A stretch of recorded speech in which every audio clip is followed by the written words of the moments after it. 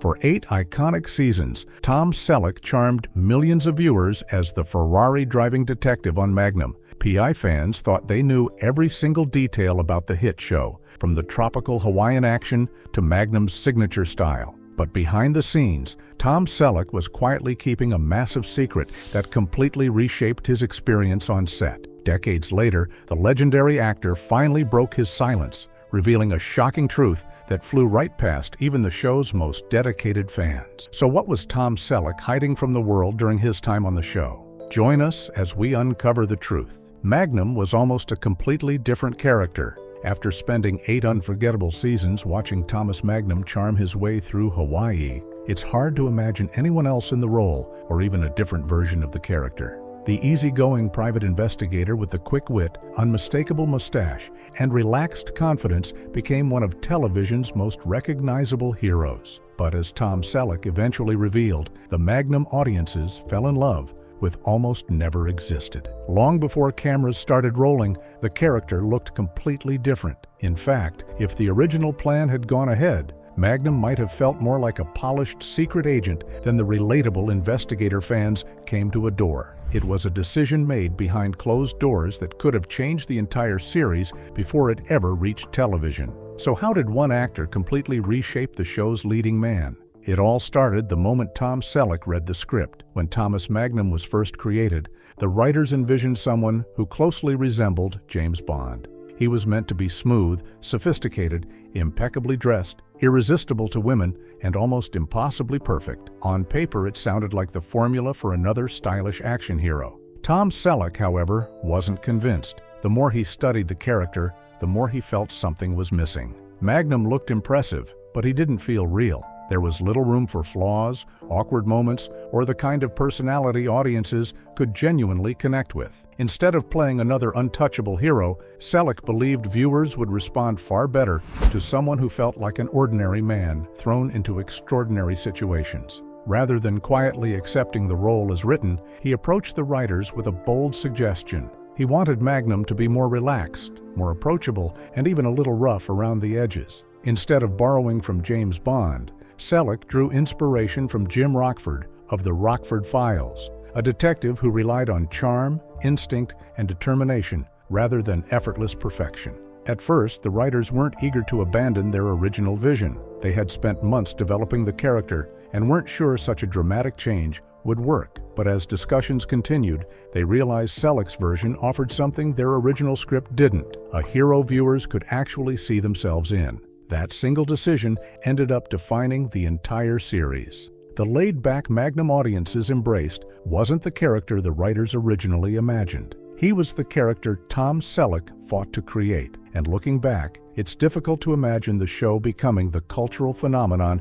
it did without that change. From there, the series would continue to surprise fans in ways no one saw coming, and one early episode nearly launched an entirely different television show. Tom Selleck almost became Indiana Jones. It's impossible to picture Raiders of the Lost Ark without Harrison Ford cracking his whip and racing through ancient temples. Just as it's hard to imagine Tom Selleck without the mustache that became his trademark on Magnum PI. But believe it or not, there was a moment when both of those images nearly became reality, and it all came down to one life-changing decision. Long before Harrison Ford officially stepped into the fedora, Tom Selleck was the studio's first choice to play the adventurous archaeologist Indiana Jones. His screen test impressed the filmmakers so much that the role was practically within reach. In fact, George Lucas would later describe Selleck's audition as really, really good, making it clear that he had everything they were looking for. There was just one problem.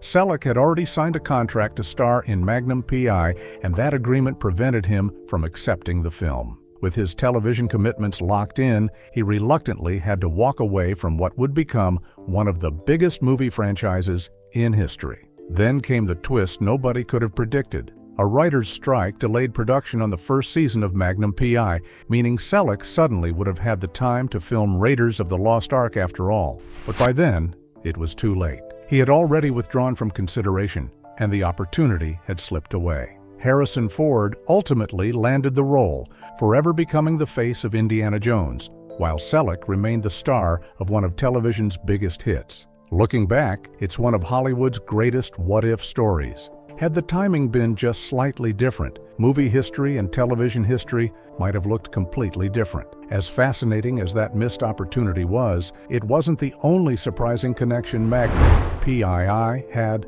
to Hollywood royalty. Orson Welles left his mark on Magnum, PI. For years, Robin Masters remained one of the show's biggest mysteries. Fans knew him as the wealthy, world-famous novelist who owned the luxurious Hawaiian estate where Magnum lived, but viewers almost never saw him. His absence became part of the show's charm, leaving fans constantly wondering whether the elusive author would ever make a proper appearance. What many viewers never realized was that the voice behind Robin Masters belonged to none other than legendary filmmaker and actor Orson Welles. By the time he joined Magnum PI, Welles was in the final chapter of his remarkable career. Although he was rarely seen on screen, his unmistakable voice gave Robin Masters an air of authority and mystery that perfectly suited the unseen character. On the rare occasions Masters appeared from a distance, or was shown only from behind, actor Bruce Atkinson stood in physically, while Welles continued providing the voice. The mystery surrounding Robin Masters became so convincing that fans spent decades debating whether the character even existed at all. One of the most popular theories claimed that Higgins had been Robin Masters all along, a question the series cleverly kept alive for years. Sadly, Welles's time on the show was cut short when he passed away in 1985. Although he had been expected to continue voicing Robin Masters for the rest of the series, his death brought an unexpected end to one of Magnum PI's most intriguing behind-the-scenes stories. Magnum was almost headed to the big screen. When Magnum PI wrapped up its successful 8-season run in 1988, fans assumed that was the end of Thomas Magnum's story. After all, television had already given audiences countless adventures, unforgettable characters, and one of the most recognizable detectives of the decade. But behind the scenes, there were plans to keep the story going in a much bigger way. For a brief period, Hollywood explored the idea of turning Magnum PI into a feature film. The project wasn't meant to be a reboot or a fresh take. Instead, it would have reunited Tom Selleck with the original cast and continued Magnum's story where the television series left off. This time, however, the laid-back private investigator would be returning to the Navy, leading him into an entirely new set of dangerous missions that would have taken the character in a different direction. Even more surprising was the man behind the script. Acclaimed novelist Tom Clancy, whose military thrillers would later inspire blockbuster films and video games, wrote the screenplay and pitched the project to Universal Studios. On paper, it sounded like a promising combination. The television series had built a massive fan base. Selleck was enjoying tremendous popularity thanks to films like 3 Men and a Baby, and audiences already had a strong connection with the characters. But the studio wasn't convinced. Universal reportedly questioned whether the cast had enough box office appeal to carry a major theatrical release. Despite Selleck's growing success outside television, executives ultimately decided not to move forward with the project, bringing the planned reunion to an unexpected end before cameras could ever roll. Ironically, that disappointment opened another door. With the Magnum movie no longer on the schedule, Selleck suddenly had the freedom to accept another role, starring in the Australian Western Quigley Down Under. Years later, he would describe that performance as his favorite film role, proving that sometimes the opportunities we miss make room for the ones we end up appreciating the most. As it turns out, that wasn't the only twist hidden behind the making of Magnum PI. Even the show's famous Hawaiian setting has a fascinating story of its own. The show Ode.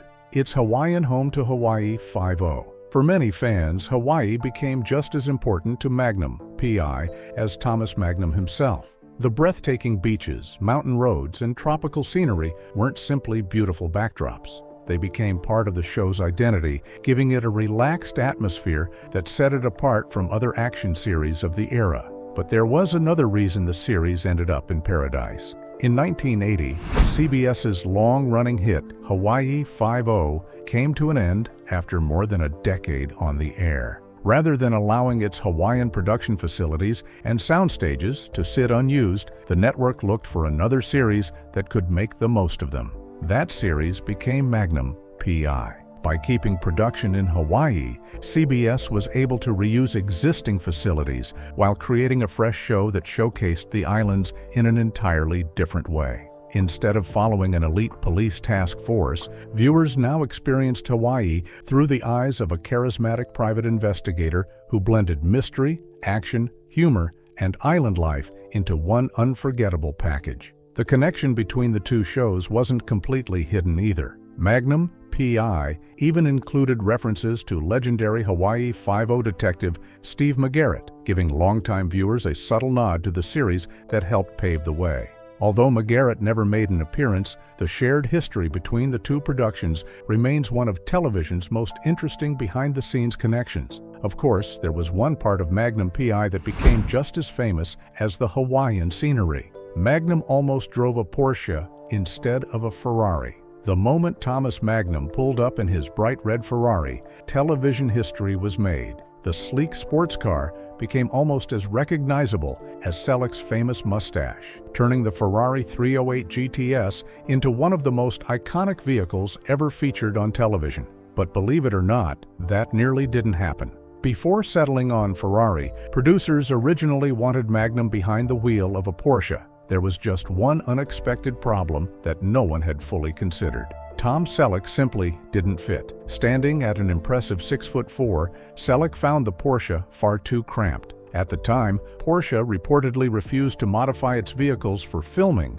leaving the production team with little choice but to look elsewhere. Ferrari proved far more accommodating. Even then, making the car work wasn't exactly easy. To comfortably fit Selleck inside the Ferrari 308 GTS, the production crew removed padding, altered sections of the roof, and permanently modified the seating arrangement. The changes weren't visible on camera, but they made all the difference during filming. The effort certainly paid off. As Magnum PI grew into one of television's biggest hits, Ferrari enjoyed a noticeable surge in popularity. The bright red sports car became forever linked with Thomas Magnum, giving the luxury automaker priceless exposure that Porsche could only watch from the sidelines. Magnum's most famous look lives on in a museum. Although the final episode aired decades ago, a piece of Magnum PI continues to attract visitors from around the world. At the Smithsonian's National Museum of American History, fans can see several of Thomas Magnum's most recognizable accessories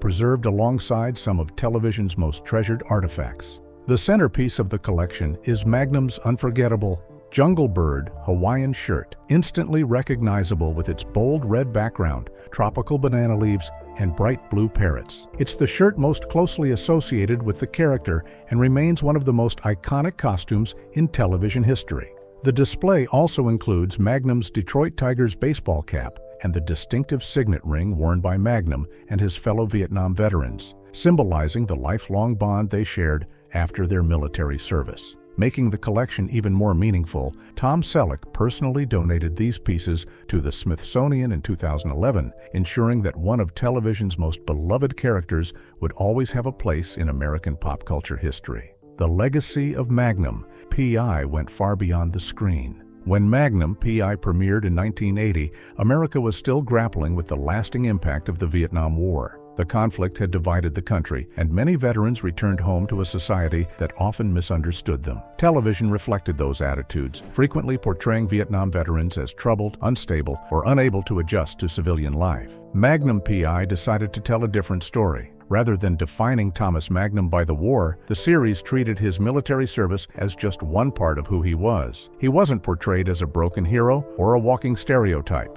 Instead, viewers met a confident, easygoing private investigator who happened to be a Vietnam veteran, someone who carried the lessons of his service without letting them define his entire identity. That approach helped the show stand out. Magnum often relied on the skills he learned in the Navy to solve cases, but he never worked alone. His closest friends, Rick and TC, were fellow veterans who had served alongside him, and together they shared a bond built on loyalty, trust, and years of friendship. Their relationship showed audiences that veterans could move forward with their lives while still honoring the experiences that shaped them. For many viewers, it was one of the first times a Vietnam veteran had been portrayed in such a positive, relatable light on primetime television. Instead of focusing on trauma alone, Magnum PI celebrated friendship, resilience, and the idea that life could continue after war. That sense of authenticity wasn't limited to the show's storytelling. It also extended to the smallest details of Tom Selleck's wardrobe. One of Thomas Magnum's most recognizable accessories wasn't chosen by the costume department at all. It came directly from Tom Selleck himself.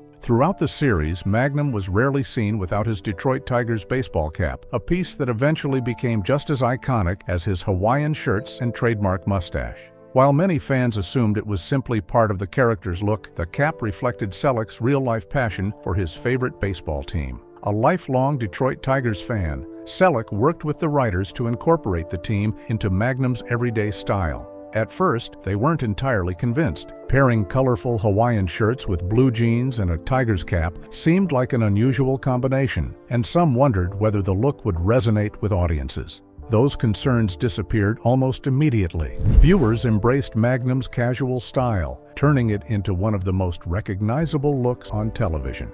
The cap became such a signature part of the character that it's now impossible to imagine Magnum without it. Selleck didn't stop there. His love for the Tigers inspired him to push for an episode connected to the team. While the production never relocated to Detroit, several real Detroit Tigers players made cameo appearances on the series, giving Selleck the chance to combine two of his greatest passions in front of the camera. As Magnum P.I. continued to grow in popularity, it also became part of another major television trend that dominated the 1980s. Back then, crossover episodes were one of the biggest events on television, bringing together characters from different hit shows to create stories that fans couldn't wait to see. Naturally, Magnum P.I. became part of the excitement. One of its most memorable crossovers paired Magnum with Jessica Fletcher from Murder, she wrote. When Magnum found himself arrested for murder, it was the sharp-witted mystery writer, played by Angela Lansbury, who stepped in to prove his innocence. Watching the two iconic detectives share the screen became a treat for fans of both series. The adventures didn't stop there. Magnum also teamed up with the brothers from Simon & Simon as they searched across Hawaii for a mysterious artifact connected to a string of deadly events. The crossover combined the unique styles of both detective series while giving viewers even more action and suspense. There were even discussions about bringing Magnum together with Quantum Leap.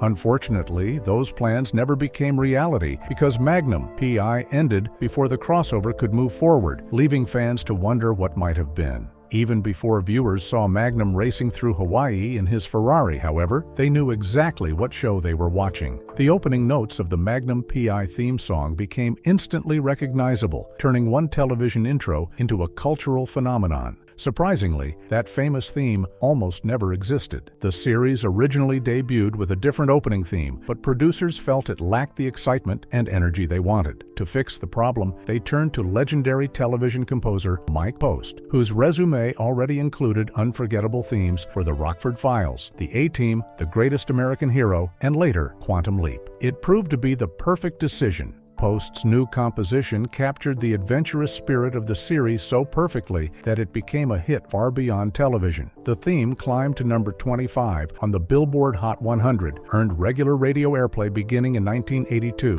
and became one of the few television themes of its era to achieve mainstream chart success. Decades later, those opening notes remained just as recognizable as Magnum's Ferrari, his Tigers cap, and his famous mustache, a fitting reminder of a series whose legacy continues to endure long after the final case was solved. The Quantum Leap crossover that never happened. By the early 1990s, Donald Belisario had built one of television's most successful empires. With hit series like Magnum, P.I., and Quantum Leap dominating the small screen, it seemed only natural that fans would eventually see the two worlds collide. In fact, Belisario had an ambitious plan to make it happen, one that could have created one of television's most memorable crossover events. His idea was surprisingly simple. To help Quantum Leap secure a fifth season, Belisario proposed having Scott Bakula's Dr. Sam Beckett leap into the body of none other than Thomas Magnum. The crossover would begin in the closing moments of Quantum Leap's fourth season before continuing into the following season premiere, bringing together two of his biggest television successes in a way fans had never seen before.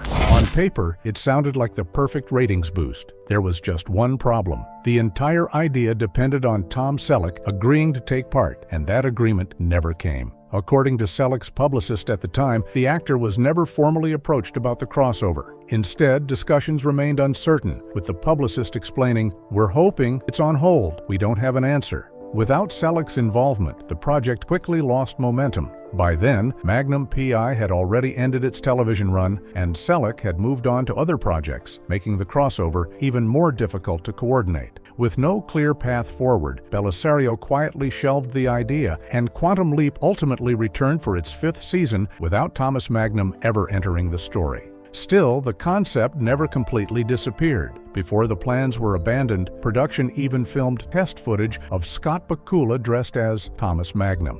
The footage was never included in an episode, but it was later shown at a Quantum Leap fan convention, giving devoted fans a fascinating glimpse at what might have been. It's one of those rare television moments that almost became reality, leaving viewers to wonder just how unforgettable the crossover could have been if Magnum had made one final appearance. A record-breaking goodbye and the legacy that refused to die. After 8 unforgettable seasons, countless investigations, and one of television's most recognizable heroes, Magnum P.I. finally reached the end of the road in 1988. By then, the series had become far more than just another detective show. It had built a loyal following around the world, turned Tom Selleck into a household name, and created a character audiences simply weren't ready to say goodbye to. That emotional connection became crystal clear the night the final episode aired. When Magnum P.I. signed off, millions of viewers tuned in to witness Thomas Magnum's final chapter. The finale attracted an astonishing 50.7 million viewers, making it one of the biggest television events of its time. Even decades later, it still ranks among the 5 most watched series finales in television history, sitting alongside legendary shows like MASH, Cheers, Seinfeld, and Friends. That's remarkable company to keep. Reaching those numbers wasn't just a reflection of the show's popularity, it proved how deeply audiences had connected with Magnum over the years. Fans had followed his adventures through Hawaii, laughed at his endless back and forth with Higgins, admired the loyalty he shared with Rick and TC, and watched him grow into one of television's most beloved leading men. For many viewers, saying goodbye felt like losing an old friend. But while the television series had come to an end, Tom Selleck wasn't ready to let Magnum disappear forever. Almost immediately after the credits rolled, conversations began about bringing Thomas Magnum back, this time on the big screen. Rumors of a Magnum P.I. movie surfaced repeatedly throughout the years, giving fans hope that the famous private investigator might one day return for another adventure. In fact, the project came much closer to becoming reality than most people realize. During the 1990s, Selleck teamed up with best-selling author Tom Clancy to develop a feature film based on the hit series. Clancy wasn't simply lending his name to the project, he was a genuine fan of Magnum P.I. and was eager to help shape a story worthy of bringing the character back to audiences. Together, they assembled what seemed like a winning package and presented the idea to Universal Studios. For a while, the future looked promising. According to Selleck, Universal showed real interest in the proposal. The timing seemed right, the creative team was in place, and there was genuine enthusiasm about transforming Magnum P.I. into a successful series of theatrical films. Then, everything changed. Rather than rejecting the project outright, the studio found itself caught in years of corporate upheaval. Universal went through 3 different ownership changes during the 1990s, and with every transition came shifting priorities, new leadership, and changing strategies. As a result, the momentum behind the movie slowly disappeared. Looking back, Selleck believes those years represented the perfect opportunity to bring Magnum back. As he later explained, he felt the 1990s were the ideal window for a feature film, but the constant changes behind the scenes prevented it from ever moving forward. Before long, that opportunity had passed, leaving fans with one of Hollywood's biggest unanswered what-if questions. Still, the story of Magnum P.I. wasn't over yet. Years later, Hollywood found itself swept up in a wave of nostalgia. Classic franchises from the 1980s began returning to television and movie screens, introducing familiar characters to an entirely new generation. As audiences embraced revivals and reboots, it was only a matter of time before someone looked toward Thomas Magnum once again. Eventually, CBS decided it was time. Rather than continuing Tom Selleck's story, the network chose to reimagine the series for modern audiences. A new version of Magnum, P.I. was developed with Jay Hernandez stepping into the role of Thomas Magnum, while the producers behind the Fast and Furious franchise helped bring fresh energy to the beloved detective drama. The reboot stayed true to many of the elements that made the original such a success. The Hawaiian setting returned, along with the blend of action, humor, and mystery that had defined the classic series. Familiar characters also made the transition, although some were reimagined for a new era. One of the biggest changes came with Higgins, who was reinvented as a female character, giving longtime fans a fresh dynamic while preserving the sharp chemistry that had always been central to the show. Naturally, comparisons between the two versions were unavoidable. For many longtime viewers, Tom Selleck's performance remained impossible to replace. His effortless charm, unmistakable screen presence, and relaxed portrayal of Magnum had become so deeply connected to the character that any new interpretation faced enormous expectations from the very beginning. At the same time, a new generation of viewers discovered the franchise through the reboot, proving that the core idea behind Magnum P.I. still had the power to entertain decades after the original series first premiered. Whether fans preferred the original or embraced the newer version, one thing remained undeniable. The enduring popularity of Magnum P.I. speaks volumes about the impact Tom Selleck made when he first slipped on a Hawaiian shirt, climbed into that red Ferrari, and introduced the world to Thomas Magnum. From record-breaking ratings and unrealized movie plans to a modern reboot that kept the franchise alive, the legacy of Magnum P.I. continues to prove that truly iconic television never stays gone for long. Were you a fan of Pi Magnum? Share your thoughts with us in the comments below. Don't forget to like, share, and subscribe. Also, click the next video shown on your screen. You'll enjoy it.